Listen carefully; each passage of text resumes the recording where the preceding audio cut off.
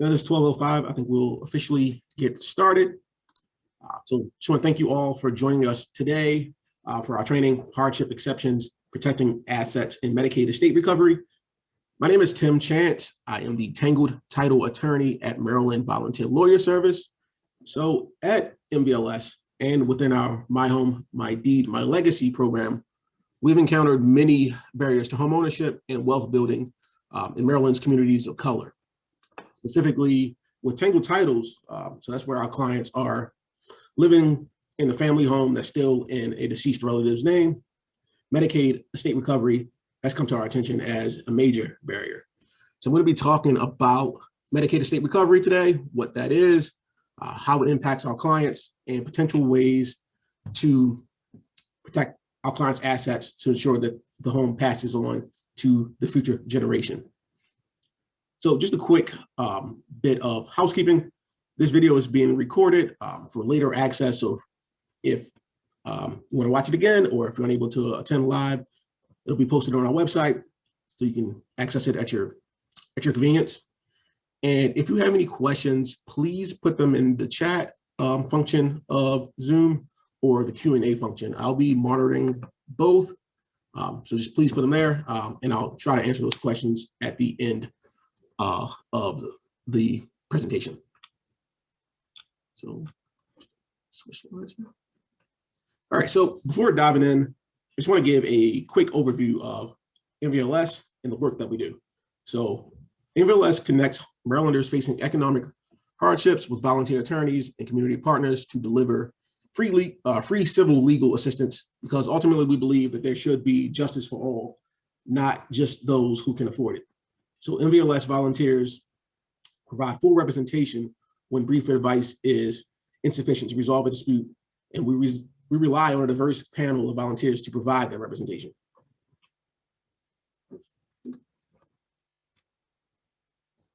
So MVLS uses pro bono representation to help close the justice gap in Maryland. And at the same time, we're seeking to close the racial wealth gap. So in the US, our legal aid system it currently just meets 20% of the need for civil legal assistance, and the remaining 80% are at a serious disadvantage when it comes to legal proceedings. So MVLS leverages the power of pro bono attorneys to help close the justice gap in Maryland. And our vision is that all Marylanders will have access to civil legal representation and legal resources that are needed to protect their individual dignity, their families, and their homes.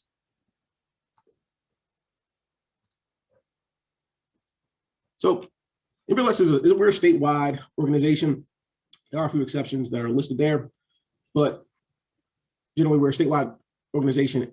But most of our cases are from Baltimore City, Baltimore County, and those surrounding central Maryland counties. So we offer representation in 6 civil areas of the law. So estate planning, which we're going to be discussing today, estate planning and estate administration, which we'll be discussing today, family law matters, such as divorce and custody, housing, such as foreclosure and tax sale, consumer issues, such as bankruptcy, income tax controversies, and criminal record expungement. So let's dive into the substance of today's talk. So just to begin with, just a little background on Medicaid. So Medicaid was enacted as part of the Social Security Amendments of 1965, which is the same legislation that created Medicare. And Medicaid is a public insurance program that provides health coverage to the most economically disadvantaged populations in our country. So those are our low-income children, their families, low-income seniors, and low-income people with disabilities. So some of the most marginalized segments of society. Medicaid is funded jointly by federal government and the individual states, and each state operates its own Medicaid program within federal guidelines. So Medicaid provided healthcare coverage to an estimated 74.6 million people in 2018, and that accounted for about 16.4% of national healthcare spending in 2018. So a little further background. So Medicaid is an entitlement program. So anyone who meets eligibility rules has a right to enroll in Medicaid coverage. And states have guaranteed federal financial support for part of the cost of their Medicaid programs. In order to receive federal funding, states must cover certain mandatory populations. So those are children through age 18 and families with income below 138% of the federal poverty line, people who are pregnant and have income below 138% of the poverty line, and then certain parents or caretakers with very low income, and then most seniors and people with disabilities who receive cash assistance through SSI, supplemental security income. So in Maryland specifically, to be eligible for Medicaid, applicants need to, 1, be a resident of Maryland, 2, they need to be a US citizen or a non-citizen who meets immigration status requirements. They must provide a social security number. They must meet financial requirements and asset limits. These asset limits only apply to certain groups, including individuals who need long-term care and are applying based on being aged, blind, or disabled. That brings us to Medicaid long-term services and supports, LTSS. So long-term services and supports encompasses the broad range of paid and unpaid medical and personal care assistance that people may need for several weeks, months, years when they experience difficulty completing self-care tasks, such as the result of aging, chronic illness, or disability. So individuals with physical disabilities, individuals with intellectual disabilities, chronically ill children, individuals who are eligible for both Medicaid and Medicare. Medicaid covers certain services available to these participants based on the medical necessity and the technical and financial eligibility. So these institutional settings that are covered through LTSS include nursing facilities and intermediate care facilities for individuals with intellectual disabilities. Ultimately, home and community-based services vary by program, but they may include, but are not limited to, personal assistance, nursing, nurse monitoring, medical daycare, case management, and so on. So currently over 42,000 individuals receive long-term services and supports within Maryland. And to be eligible to receive Medicaid covered LTSS, these applicants need to meet both income and asset guidelines. So asset counting rules allow individuals to obtain Medicaid eligibility while retaining certain assets, such as their primary residence, which we're going to focus on today during their lifetimes. The federal law requires state Medicaid programs to seek recovery from the estates of certain deceased beneficiaries for the payments for these LTSS services. So that brings us to the crux of today's training. So just a bit of legislative background. So until the passage of the Tax Equity and Fiscal Responsibility Act in 1982, imposition of liens had been prohibited. So the Tax Equity and Fiscal Responsibility Act, or Tefra, was the first federal estate recovery law for Medicaid. So some states had already been recovering medical assistance through state law for decades. And when Tefra was enacted, it wasn't mandatory, so some states refused to implement a state recovery. So Tefra liens are liens that are placed on the property during the life of the Medicaid recipient. And these are the only type of liens that may be placed prior to the death of the Medicaid recipient. So they're known as pre-death liens. They apply only to permanently institutionalized individuals. So while state recovery does not begin until the Medicaid recipient dies, a Tefra lien may be placed against the real property of a recipient of any age who is an inpatient of a nursing care facility, intermediate care facility, or other medical institution, if it has been determined that they cannot reasonably be expected to return home. So ultimately, states must afford the individual an opportunity to for a hearing on that finding, and they are required to dissolve a Tefra lien if the Medicaid recipient ends up returning home. So the Tefra lien does not interfere with the recipient's use of the home, but the lien itself does presume that any attempt to transfer the property signals that the home is no longer the actual residence of the recipient, and then its equity value is considered to be available. So if a Medicaid recipient who owns property chooses to transfer their house to someone else, the state can then oblige them to use that equity value to repay past Medicaid spending for long-term nursing, home care, and other services. So if the homeowner dies with a Tefra lien still on the property, Medicaid recovery then occurs as part of the estate recovery process. If the property is conferred as part of the recipient's estate to someone without a protected interest, which we'll get into later, the transferee must pay off Medicaid's claim in order to sorry. So we have a question. Let me see if I can pull it up.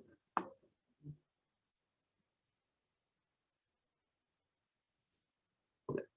So thank you for the question. I'll love this and I'll get to it towards the end of the presentation. Okay. So okay. So like I said, if the property is transferred to someone without a protected interest, then that transferee must pay off Medicaid's claim in order to receive clear and untangled title to the property. And those heirs who lack the means to pay Medicaid's claim either will have to obtain a loan or mortgage to keep the home in the family or sell the property to satisfy that claim. So there are some restrictions on Tefra liens. So first, the state must find the recipient to be permanently institutionalized. Like I said, they must afford that person the opportunity for a hearing on that finding. The state must also release the lien if the recipient is discharged and returns home. And then we'll get into this in more depth in the later slides, but no lien may be placed if any of the following relatives live in the home. So a spouse, a child under 21, or a permanently disabled child of any age. So just want to give a little bit more in-depth legislative overview focused on Tefra liens, but I just want to kind of rewind it a bit to the original Amendments Act in 1965 in regards to estate recovery. So under the Social Security Act amendments of 1965, recovery was permitted, recovery was permitted, but not required. So states were permitted, but not required to pursue recovery from the estates of individuals over age 65 or older. So they were permitted, but not required to impose post-death liens on a beneficiary's property. And they were not permitted to impose pre-death liens on a beneficiary's property at all. So they could go after the property after the death of the recipient, but not during their lifetime. So with Tefra in 1982, states were then permitted, but not required to impose pre-death liens on a beneficiary's property under certain circumstances. So beneficiaries deemed permanently institutionalized, like I said, are entitled to a hearing to determine whether or not they are likely to ever return to the home. And then in 1993, with the Omnibus Budget Reconciliation Act, states were required to pursue recovery from the estates of three categories of individuals. So those individuals who were expected to be permanently institutionalized, those individuals who received Medicaid when they were age 55 or older, when they received those services, and then individuals with long-term care insurance policies under certain circumstances. So when beneficiaries who received Medicaid when they were aged 55 or older, OBRA, or Omnibus Budget Reconciliation Act, specified that states are required to seek recovery for the amount at least equal to benefits paid on their behalf for that nursing facility services, home and community-based services, and hospital and prescription drug services related to their care in a nursing facility or in a home or community-based service. So if a beneficiary, though, has a surviving spouse, recovery must be deferred until after the spouse's death. States can also choose to exempt such estates from recovery completely rather than pursue them after the spouse's death. States must also exempt recovery if a beneficiary has a child who is under the age of 21 or a child of any age who is blind or has a disability. Additionally, a home lien cannot be enforced when the house is occupied by a spouse, a minor child, a child who's blind or has a disability, or a sibling of the deceased beneficiary who has lived there for at least 1 year prior to the beneficiary's death, or a son or a daughter that resided in the home for at least 2 years prior to the beneficiary's death, prior to the beneficiary's admission to an institution, and provided care that delayed a beneficiary's placement in an institution.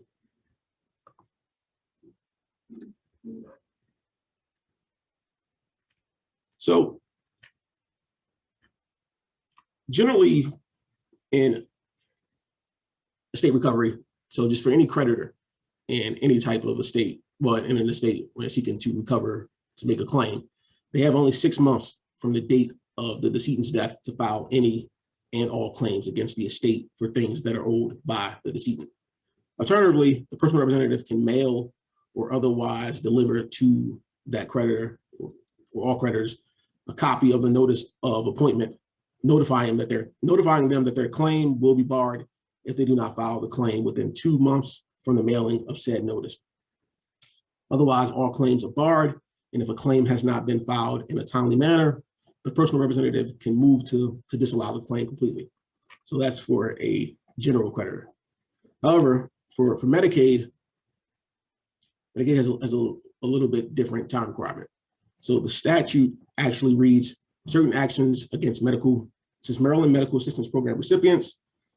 So a claim filed by the Maryland Department of Health against the estate of a deceased Maryland Medical Assistance Program recipient, as authorized under the general article of the health statute, is forever barred against the estate, the personal representative, and the heirs and legatees unless the claim is presented within the earlier of these following dates. So 1, 6 months after publication of notice of the first appointment of a personal representative, or 2 months after the personal representative mails or otherwise delivers the department's division of medical assistance recoveries a copy of a notice in a form required under the statute,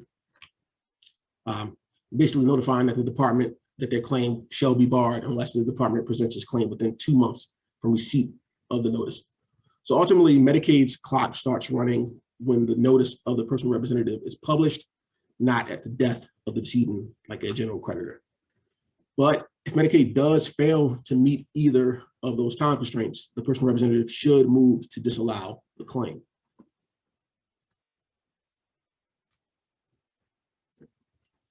I just want to go over some exceptions, some exemptions to Medicaid estate recovery. So first, if there is a surviving spouse. So the federal statute provides protection for surviving spouses, and the statute reads that any adjustment or recovery under paragraph 1 of the statute may be made only after the death of the individual's surviving spouse. So in Maryland, Medicaid may not impose a lien on the home of an institutionalized person if the person's spouse resides in the home with the permission of the owner.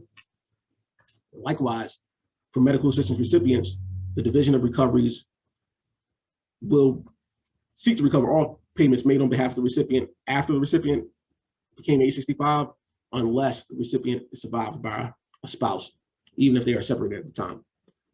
So Medicaid can't attach a pre-death lien if the spouse is residing at the home with the permission of the owner at the time of the institutionalization. And they also are barred from seeking estate recovery if the spouse lives in the home. Similarly, for children, they provided those same protections. So the statute reads that, one, again, any adjustment or recovery under this paragraph may only be made after the death of the individual's surviving spouse, if any, and only at a time when he or she has no surviving child who is under the age of 21. And that's with respect to states eligible to participate in a state program established under the chapter. If that child is blind or permanently totally disabled, is defined in the statute. And similarly, after the death of the recipient, the department may not impose a lien on the home of that person's unmarried child younger than the age of 21, or if the person's son or daughter is blind or disabled as determined by the Social Security Administration, and they reside in the home with the permission of the owner. So it's just a recap. So if there is a spouse, a child under the age of 21, or a child of any age that's blind or disabled, Medicaid cannot place a pre-death lien on the property that they're residing in, or go after the property through estate recovery after the death of that recipient. So if that is not the case, so if there is someone living in the property that does not meet those definitions, so if they're not a surviving spouse, if they're not an unmarried child under 21, or they're not a blind or disabled child of any age, that's when the hardship waiver comes into play. And federal law provides protection for individuals who would suffer an undue hardship if Medicaid pursued recovery of its claim.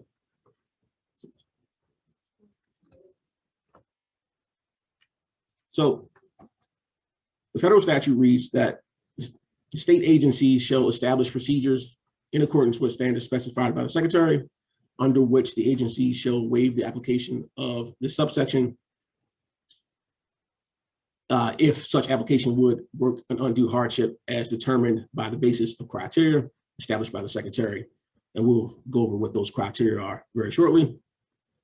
And on the state level, COMAR reads that the department may not seek recovery from the estate of a deceased individual if, in the department's judgment, substantial hardship exists. So COMAR further defines substantial hardship as meaning the department's estate claim will result in the sale or transfer of the real property owned by the decedent, and that sale or transfer will result in removal from the property of a dependent who, 1, resided in the property on the date of the decedent's death, 2, resided in the property continuously for a period beginning at least 2 years before the decedent's death, and then 3, and lastly, they cannot provide an alternative residence. So generally the most common type of undue hardship waivers that we see are when a non-disabled child has lived in the house and cared for the recipient. Generally, if the son or daughter was disabled, he or she would have received a disability waiver.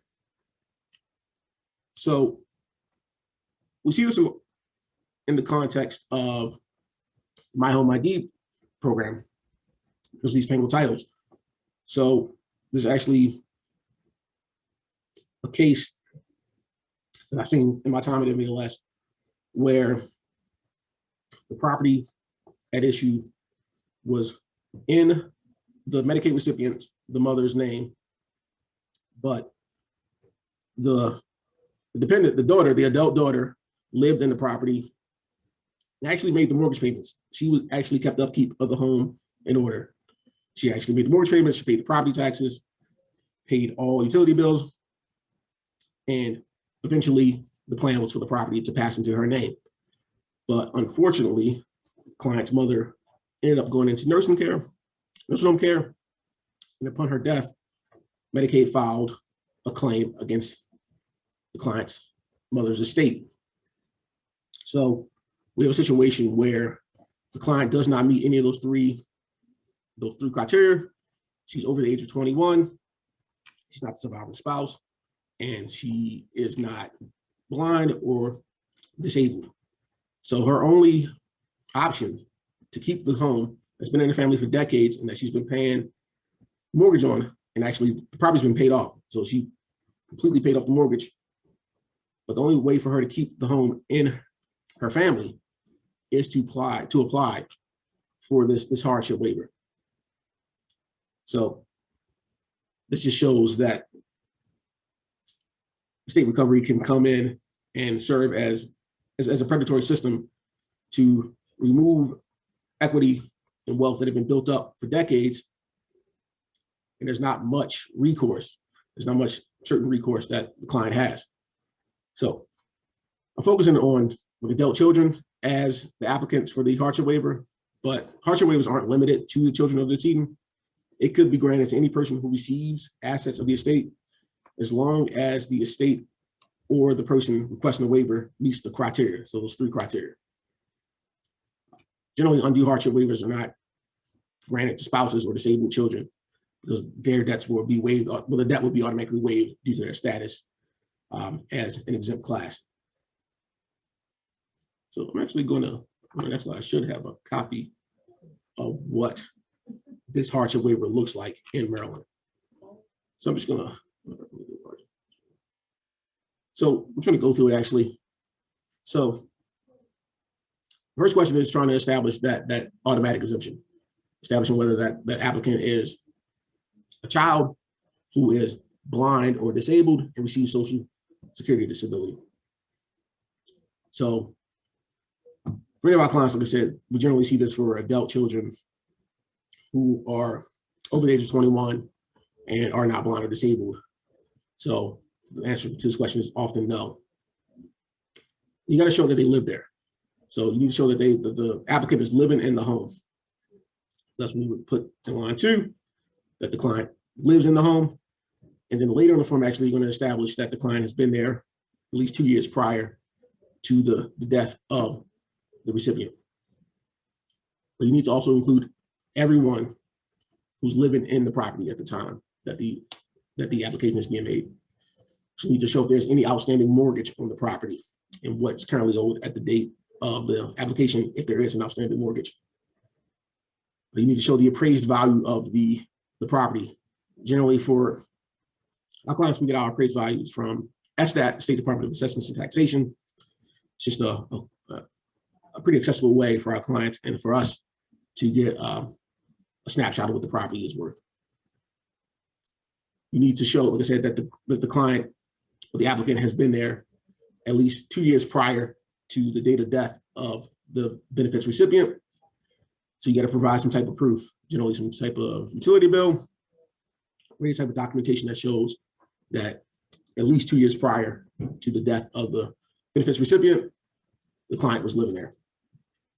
You need to show that the client has nowhere else to go. You need to show the annual income of the household and show that absent this house, the client's housing will be destabilized. So this is their only house. This is the only housing avenue available to them. And just further showing that the client has no alternatives, you need to show the assets in the occupant's name. So it's bank account, stocks, property, vehicles, if any. You also need to include any outstanding debts. And then, interestingly, in question number 10, on line 10, we need to answer if the client was able to make monthly payments to satisfy the debt. What would an affordable payment look like for the client? And I'll get into that in a few slides, how that comes up. Then you also need to include any expenses of the estate of the decedent, and then just any additional reasons that you would include to show that absent this house, and if the state continues on this course of recovery, the client's home will be destabilized. The client's housing situation will be destabilized.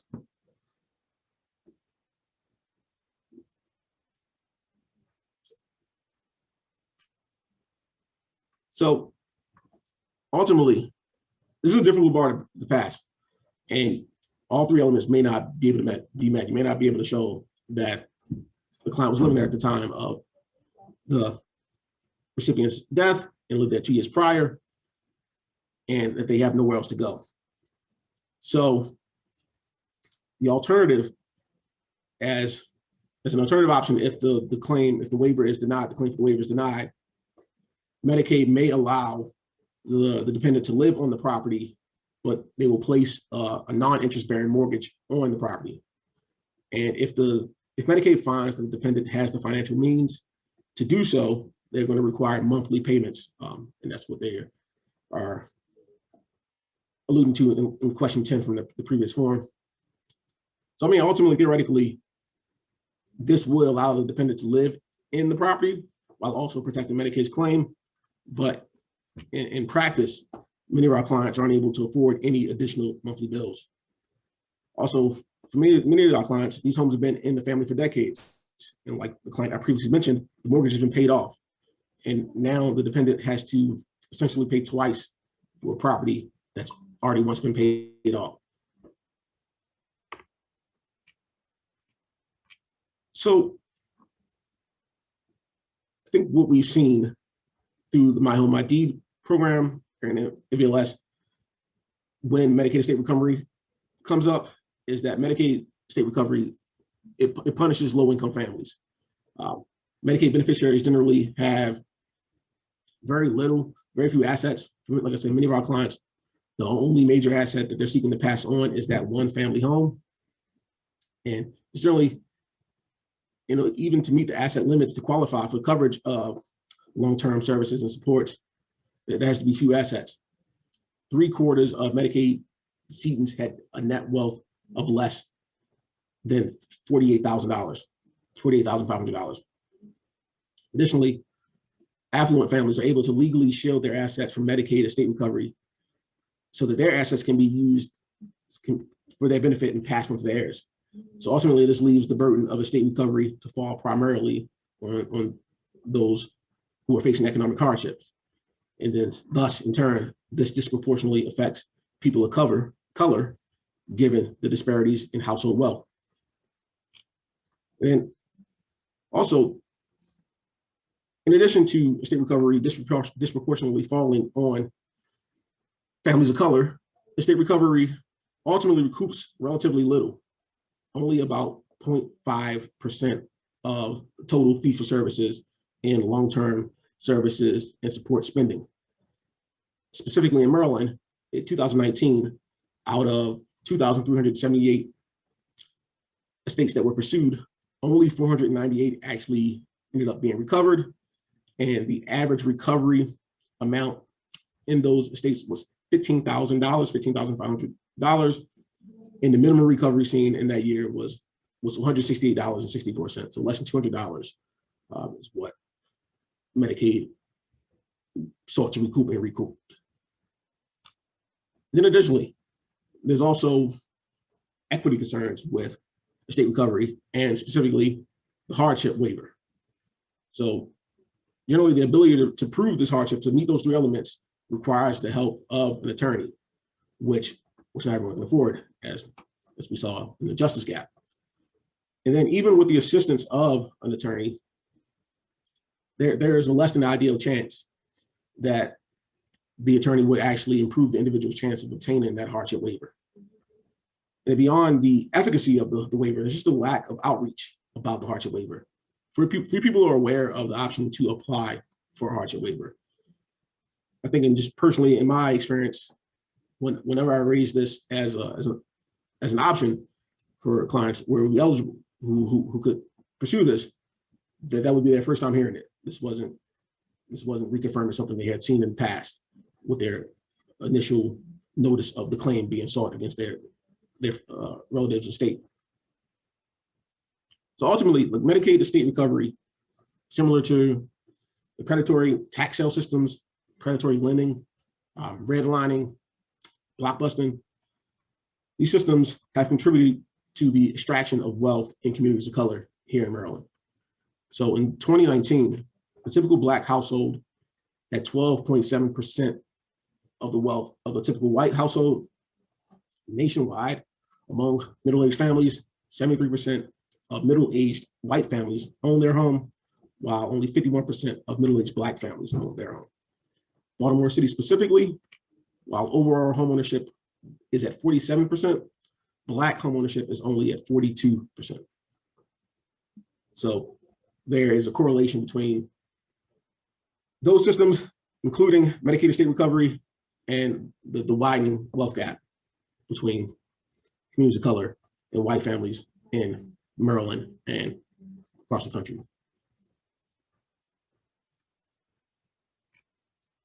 So as part of MVLS's My Home, My Deed, My Legacy project, we host My Home, My Deed clinics. So these clinics allow homeowners or home occupants to meet with an attorney and go on a fact-finding mission. They'll look to see whose name is on the deed, and if the client's name is on the deed, then they discuss estate planning to ensure that the property stays in their family for future generations. If the client's name is not on the deed, then that's where probate comes in if the current homeowner has passed away. And in probate is where we see Medicaid estate recovery pop up. We also look at alternative ways to pass property outside of probate. In addition to life insurance beneficiaries, transfer in deaths, payable in deaths, we should look at life estate deeds, which would grant future ownership of the home to a named remainderment. Specifically with life estate deeds without power in the Medicaid context, the client's eligibility for Medicaid will be delayed if they seek benefits within the 5 years of signing the deed.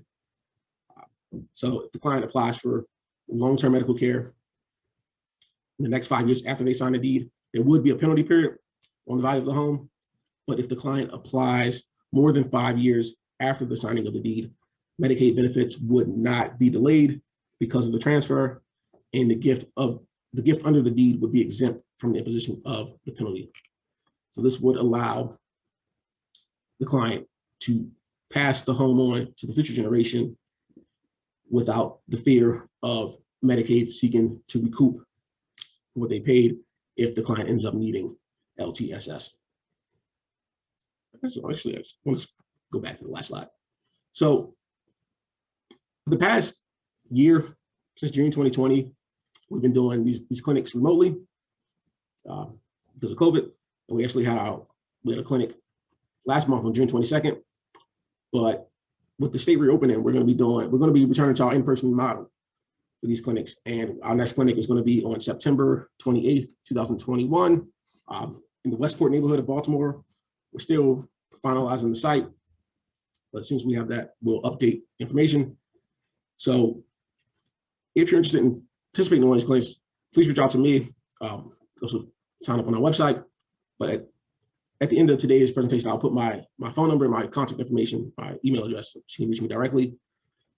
Also, these slides will be made available on the website, but I can send them out directly to you if that would be easier. So just let me know and I'll email it to you. So just a little housekeeping towards the end. So just want to encourage you to follow MVLS on social media, on Facebook, LinkedIn, Twitter, and YouTube. You can also check out our events page to see some more information on upcoming trainings and clinics. If you're looking for pro bono cases, you can visit our pro bono portal on our website. You know, check it out. It's going to be in that top right, that little circle portion. You can click that and browse the available cases and take a case that you feel that just piques your interest.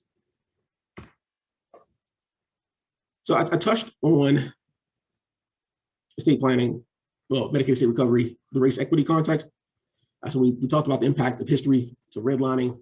I didn't really get into reverse redlining, but those same systems, redlining, blockbusting, estate recovery, these systems don't exist in a vacuum.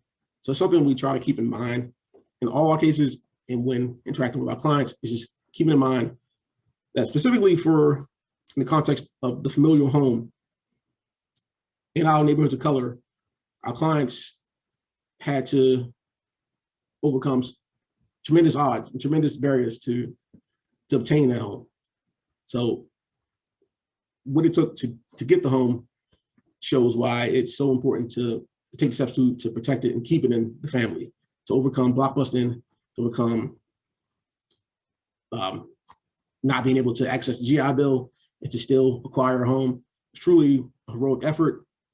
So it's important to keep that context in mind when trying to keep these familial homes in the family. And just along that vein, active listening, making sure our clients know they have agency. So with the hardship waiver, it's just spreading awareness and applying for this. Like I said, unfortunately, there's a lack of outreach that's done about the hardship waiver. So what we can do to address this is obviously bringing it to the client's attention and then pursuing this. And in this way, we've given them a sense of agency to counteract. In their lifetime, these systems have existed to extract wealth from communities of color. So any agency that we can assist with to fight back and to keep wealth in these communities is something that we have a moral obligation to do. This is actually just a screenshot of what the pro bono portal looks like. So I say if you check it out, if you go to the link, you'll see brief description of the case. And if you're available, you can click, but if you're available and you're interested, you can click learn more. And then I just want to bring to your attention some upcoming webinars. So actually on August 10th, we have a Tax Tuesday webinar on state and local tax implications of remote workers. So if you're interested in attending that webinar, please click the, I'll share the slides, but please click the link when I share the slide, but you can also go to mvlslaw.org/events to register there. Like I mentioned, this training will be recorded, but we also have a library of previous trainings and past trainings that have been recorded on all the areas that we assist with. So please, if you're interested in learning more about a particular area of law, to take on a case in that area, just go to our website at mvlslaw.org/recorded trainings to browse and to learn at your convenience. And in the event that you're not yet an MVLS volunteer, please, I encourage you to sign up today. Like I said, this will be sent out, so you can click this link, but you can also go to our website to apply to be a volunteer attorney. That's it. So I'm actually gonna stop sharing my screen. And like I said, if anyone has any questions, feel free to put them in the chat or the QA, whichever you wish.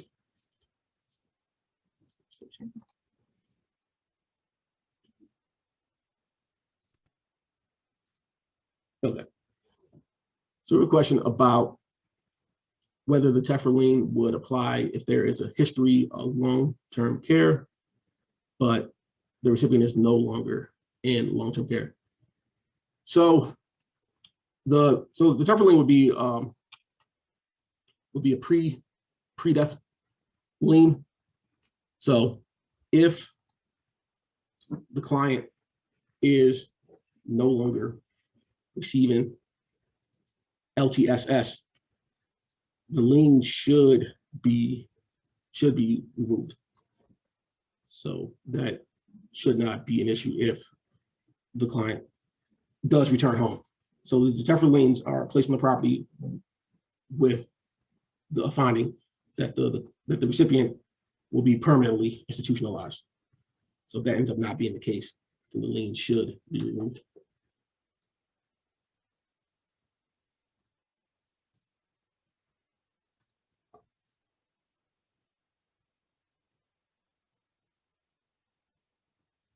Sorry, let me just also put my information in the chat. So let me add that right now.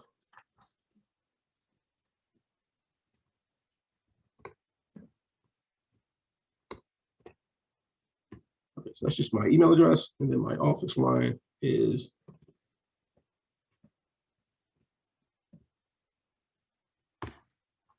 right there.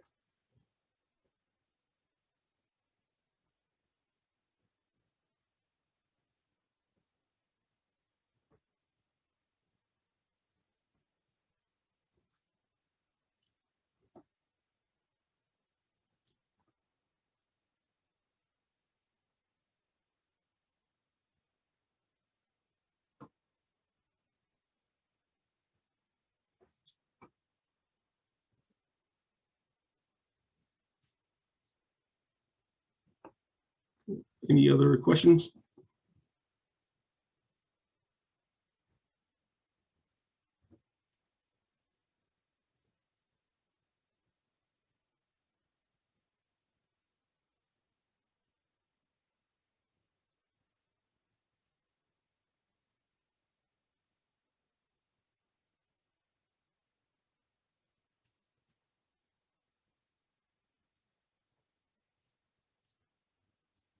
All right. If there are no other questions, I'm going to close. I'm going to stop the training. But like I said, this is being recorded, so this will be accessible on our website very, very soon. I said the slides will be put up on the website too. But if you would prefer me to directly email you today, I can do that as well. Just let me know. And if you have any other questions that come to mind after we close, please don't hesitate to reach out either by phone or email. All right, thank you all for attending. Have a good rest of your day, a good rest of your week. Take care.